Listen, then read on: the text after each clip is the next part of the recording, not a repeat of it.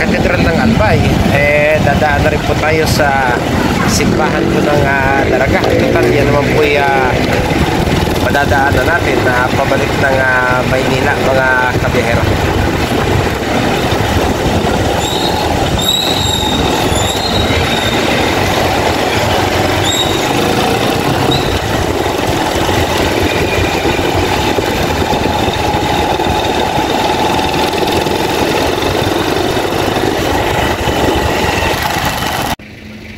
Okay mga kabihero, ang inyo pong simbahang nakikita sa aking likuran ay ang simbahan po ng Daraga Albay. So medyo elevated po yung kanyang pwesto, napakataas po. At pupunta po tayo ron at makikita po sa inyo kung gaano na po kaluma ang simbahang ito. So dyan po sa ating harapan ay makikita po natin yung Mayon Volcano ng malapitan.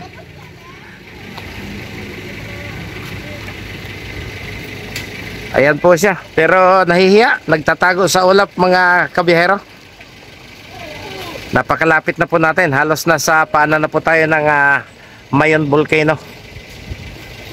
Ayan, pasok po muna tayo sa simbahan. Total, hindi po natin makita yung full view ng Bulkang Mayon.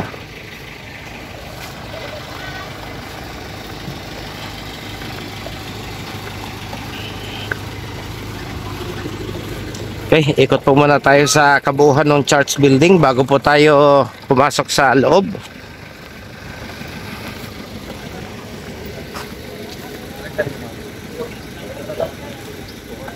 Ayan po yung Mayon Volcano, hindi nagpapakita, halos kalahati lang po yung nakalitaw sa gawing ibaba.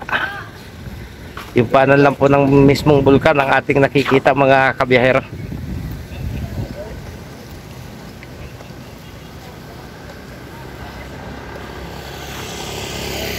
Ayan, makikita po ninyo kung gaano kaluma yung kanilang church building at ang kanyang bell tower.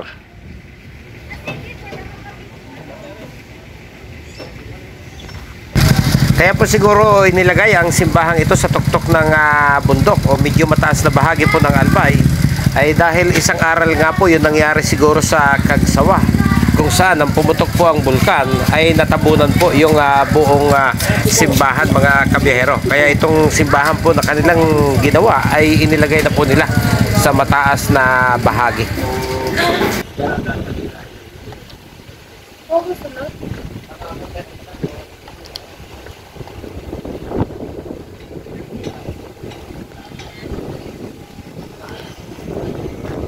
So wala po tayo makitang historical marker maliban po dito sa restoration marker na ito.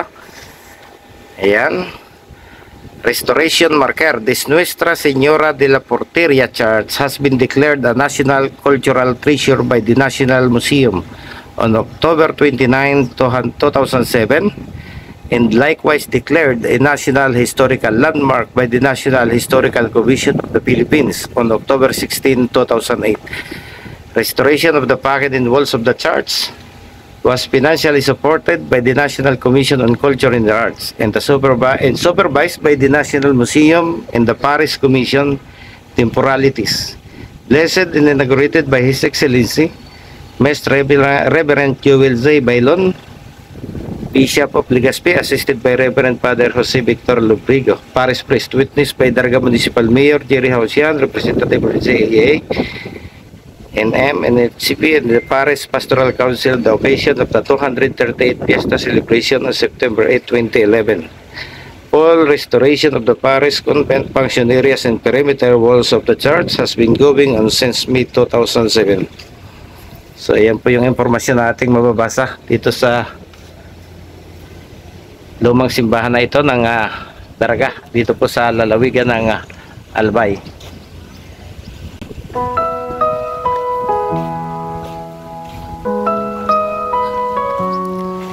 Our Father in heaven above,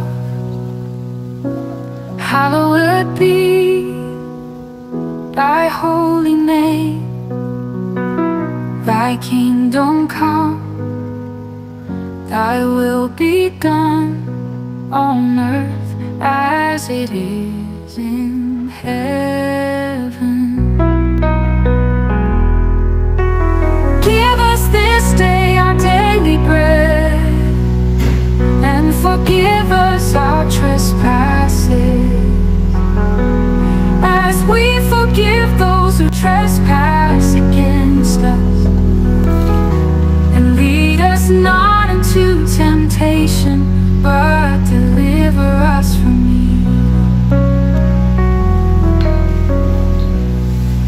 For thine is the kingdom, and the power, and the glory, forever and ever. Amen. Give us this day our daily bread, and forgive us our trespasses, as we forgive those who trespass against us. And lead us not into temptation, but deliver us from evil. For thine is the kingdom, and the power, and the glory, forever and ever. Amen. Give us this day our daily bread, and forgive us our trespasses, as we forgive those who trespass against us. And lead us not into temptation, but deliver us from evil. Ayon po sa National Historical Institute, ito daw po yung simbahan ng Daraga. Ipinatayo ng mga paring Franciscano na yari sa bato noong 1773. Dito lumipat ang mga mananampalataya ng Kagsawa matapos masira ang kanilang simbahan sa pagsabog ng Mayon noong 1814. Inialay sa patronato ni Nuestra Señora de la Porteria noong 1854. Ginamit na himpilan ng mga Hapones at nasira noong ikalawang digmaang pandaigdig 1945. Muling ipinaayos noong 1971 at 1973. Halimbawa ng estilong barok ayon sa kahusayan ng mga manggagawang Pilipino noong panahon ng mga Espanyol. So yan po yung impormasyon na ibinibigay sa atin ng marker na ikinabit po ng National Historical Institute tungkol po dito sa simbahan ng Daraga.